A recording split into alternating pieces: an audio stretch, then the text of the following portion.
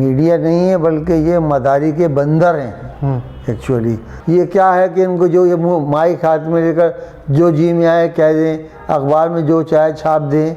नमस्कार आदाब दोस्तों, हिंद वॉइस में आपका स्वागत है। मैं हूं किराम। एक बार फिर हम बात करेंगे तबलीगी जमात को लेकर। आपको याद होगा कि जब लॉकडाउन लगा और लॉकडाउन यानी कि 21 मार्च के तकरीबन पहले जनता कर्फ्यू का आह्वान किया गया, उसके बाद प्रधानमंत्री मोदी जी आते हैं अगले दिन और कहते हैं कि लॉकडाउन देश में किया जा रहा है। तकरीबन 15-21 दिन का उन्होंने कहा था। तो लास्ट वीक में क्या होता है कि तबलीगी जमात का जो हेड क्वार्टर है यानी कि निज़ामुद्दीन मरकज़, वहाँ पर छापा लगता है और वहाँ से जो तबलीगी जमात, क्योंकि सबसे आह्वान किया गया था कि जो जहाँ हैं वहीं रहे, वहाँ पर भी बहुत सारे लोग रुक गए थे। तकरीबन 1000 से ज़्यादा लोग थे।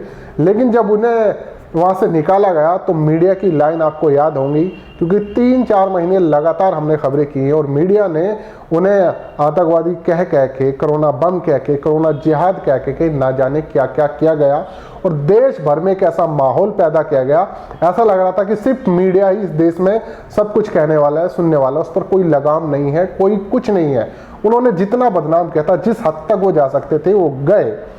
लेकिन धीरे धीरे जब लॉकडाउन खत्म हुआ और मामला अदालतों तक पहुंचा, क्योंकि तबलीगी जमात के जो सदस्य थे वो जेल पहुंच चुके थे, कोई क्वारंटीन थे, कोई कहीं थे, सबको आइसोलेट किया गया था, किसी को जेल में रखा गया था। ये सारी चीज़ें हुई हैं और देश विदेश के जमाती बहुत परेशान हुए और जमातों के नाम पे पूरे मुसलमानों को टारगेट किया गया था। जगह जगह उनकी दुकानें बंद कराई गई, उनके बच्चों को खेतों में ले जाके पीटा गया। ये सारी चीज़ें हुई और सुप्रीम कोर्ट उस वक्त सारी चीज़ें देखता रहा। लेकिन धीरे धीरे जब ये मामले अदालतों में पहुंचे तो अदालतों ने फटकार लगानी शुरू कर दी, खासकर सरकारों को। आप चाहे मुंबई हो, वहाँ के हाई कोर्ट ने फटकार लगाई थी कि आप माफ़ी मांगिए, मीडिया पर आपने किस तरह से चीज़ें चलाई उस पर लगाम कसी, लेकिन कुछ नहीं। और अभी कल सुप्रीम कोर्ट ने फिर से एक चीज़ कही है कि आज जो ये मीडिया बेलगाम हो चुका है, कुछ भी कह देता है, किसी को कुछ भी बोल देता है। आपने देखा होगा किस तरह के पत्रकार हैं जो बिल्कुल दावे के साथ कह सकते हैं कि ये आदमी अपराधी है। वो कोर्ट में जाए, पुलिस गिरफ्तार करे या ना करे, वो चीज़ें बाद की बात है, लेकिन वो पहले ही घोषित कर चुका होता है। बाद में क्या होता है, मामला कोर्ट में जाता है, वहाँ से सबूत के अभाव में बरी हो जाता है। लेकिन जो उसकी बदनामी हो जाती है उसका क्या, जो वो मानसिक प्रताड़ना झेलता है उसका क्या, उस पर कोई बात नहीं करता और ना ही उसके बाद मीडिया माफ़ी मांगता है। क्यों मांगे, जो बोल दिया। मीडिया ट्रायल देश भर में चलता है। लेकिन अब सुप्रीम कोर्ट ने सरकार को भी यानी सेंट्रल गवर्नमेंट को फटकार लगाई कि इन चीज़ों पर लगाम कसिए। ये जो हो रहा है, जिस तरह की बेहयाई की जा रही है, उस पर लगाम कसना ज़रूरी है। उस पर बात करने के लिए अनिल दुरानी साहब है कि क्या कोर्ट ने कहा, सुप्रीम कोर्ट ने क्या गाइडलाइन जारी किए हैं सरकार के लिए और मीडिया के लिए। सर, जिस तरह का एक तरह से आतंक मीडिया मचा देता है किसी मुद्दे पर, खासकर जिसमें हिंदू मुसलमान नजर आए उसे। देखिए, ये मौजूदा हुकूमत जो है ये आग से खेल रही है। जिस तरीके से मीडिया को इन्होंने, मीडिया नहीं है बल्कि ये मदारी के बंदर हैं actually. They are the monkeys of the juggler. कि ये इनको कुछ नहीं, जैसे बंदर को कुछ पता नहीं होता कि वो क्या कर रहा है, किसको खा रहा है, किसको फाड़ रहा है, कि कहाँ से कूद रहा है। ये इसी तरह से ये जो गोदी मीडिया जैसे कहते हैं आमतौर पर लोग, ये उसी तरह का किरदार अदा कर रहा है। अब इसमें काफ़ी दिन से चल रहा था और बहुत कोशिश करी, क्योंकि ये सब कुछ जो है ये हुकूमत की शय पे हो रहा था मीडिया के अंदर। अच्छा, सारा हुकूमत की शय पे हो रहा था। जिस तरह तबलीगी जमात को निशाना बनाया गया, जिस तरह जगह जगह ये कहा गया कि साहब ये तबलीगी जमात वाले मुख्तलिफ शहरों के अंदर उनको ज़बरदस्ती अंदर डाल दिया गया, कोरोना फैला रहे हैं, छींक से फैला रहे हैं। हालांकि टोटल 2500 लोग तकरीबन थे। 2500 में से शायद 50 भी ऐसे नहीं निकले जिन्हें कोरोना पॉजिटिव हुआ। लेकिन एक हवा बना के खड़ा इन्होंने कर दिया। तो ये इस पर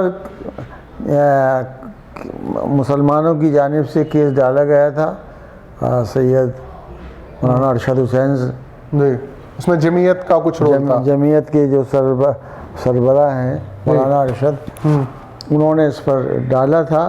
और हुकूमत टाले मटोल करती रही कि किसी तरह से ये मामला कोर्ट के सामने ना पहुँचे, टल जाए, बीच में ख़त्म हो जाए। और इसका क्योंकि जहाँ जहाँ निचली अदालतों में, डिस्ट्रिक्ट कोर्ट्स में, सेशन कोर्ट्स में, आपके हाई कोर्ट्स में आम तौर पर सबको बरी किया गया है, कोई सबूत नहीं दे पाई हुकूमत। वो तो चूँकि सबूत तो जब होते ना, जब कुछ करा हो, कुछ भी करा हो तो आप राय का पहाड़ तो बना सकते हैं, लेकिन जब राय भी नहीं है तो फिर पहाड़ कैसे बनेगा उसके ऊपर। तो वो सबसे अदालतों से वो बरी हुए। बम्बई की अदालत ने ऐसी ज़बरदस्त फटकार लगाई पुलिस के ऊपर, वो पुलिस जो इन्हें बलि का बकरा बनाया, निशाना बनाया, बहुत सारी चीज़ें कही। बहुत सारी चीज़ें उन्होंने कही, कुर्बानी का बकरा बनाया गया है, ये सब चीज़ें। बहरहाल हक़ को तो गालिब आना होता ही है, तो हक़ तो गालिब आया। लेकिन अब ये सब चीज़ों को रंग देखते हुए इसमें सबसे बड़े मुजरिम तो अमित शाह हैं, जिन्होंने as a home minister police को खुली छूट दे दी कि वो इसको आगे इसको पुलिस के ज़रिए इनको तंग करे, जो तबलीगी जमात के लोग हैं, दूसरे लोग हैं, इनको तंग करे।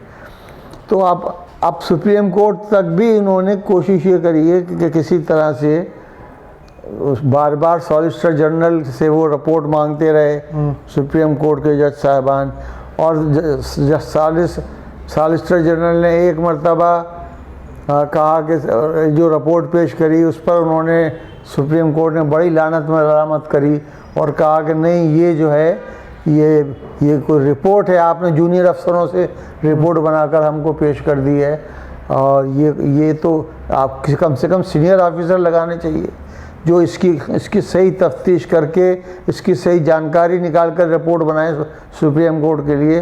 क्या आपने सुप्रीम कोर्ट को मजाक समझ लिया है? फिर उन्होंने माफ़ी तलाफ़ी करके दूसरी तारीख ली। दूसरी तारीख के अंदर फिर उसके बाद उसमें भी कुछ नहीं, कुछ चीज़ अधूरी छोड़ी आए, फिर टाइम मांग लिया उनसे, फिर तीसरा के फिर टाइम मांगा, और जो उस वक्त जो कागजात पेश किए उसमें भी कुछ चीज़ें छोड़ दी।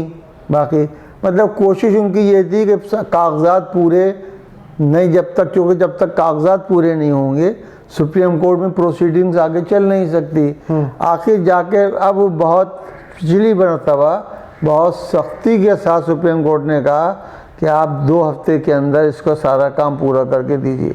तब अब भी 2 दिन पहले, 1 दिन पहले ये सब चीज़ें हुई हैं, और वही उसका नतीजा निकला है, जिससे मीडिया को क्या बोला है, मीडिया माफी मांगी है इस बात पे? जिससे कहा है, एक तो इन्होंने ये कहा है कि हुकूमत को इसमें, एक तो सबसे पहली बात तो उन्होंने कही कि हुकूमत भी इसमें शामिल थी जब वो मीडिया एक इश्तियाल अंग्रेज़ी फैला रहा था, ये बहुत बड़ी बात कही है, और लोगों को गुमराह कर रहा था, और उससे कम्युनल वार होने का ख़तरा हो गया था। तो उसमें गोया उसका रोल जो है हुकूमत का इसमें एक मुनासिब रोल नहीं है, एक बात। दूसरी बात उन्होंने ये कही कि जो सुप्रीम कोर्ट पिछली सुनवाई पे कहा था कि आप 2 हफ्ते के अंदर बना कर दीजिए सारी, जो क्या कोई कानून इस पर बनना चाहिए, कोई शिकंजा कसा जाना चाहिए। ये क्या है कि इनको जो ये माइक हाथ में लेकर जो जी में आए कह दें, अखबार में जो चाहे छाप दें, इससे इस देश का अमन व अमान ख़तरे में पड़ सकता है। बहुत सख्ती से उन्होंने मुर्दे निज़ाम ठहराया था।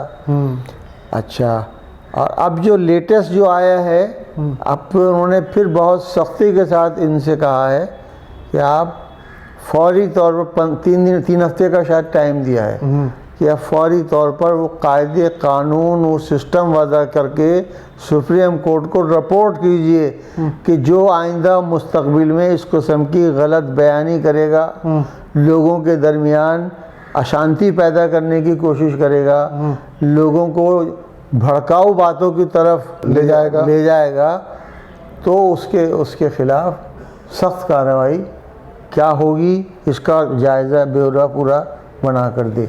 बहुत बहुत शुक्रिया कि सुप्रीम कोर्ट ने क्या क्या चीज़ कही है सेंट्रल गवर्नमेंट से कि हमें पूरा एक मसौदा तैयार करके दें कि आप लोगों ने ये किया क्यों, और मीडिया को आपने इतनी छूट क्यों दे रखी थी।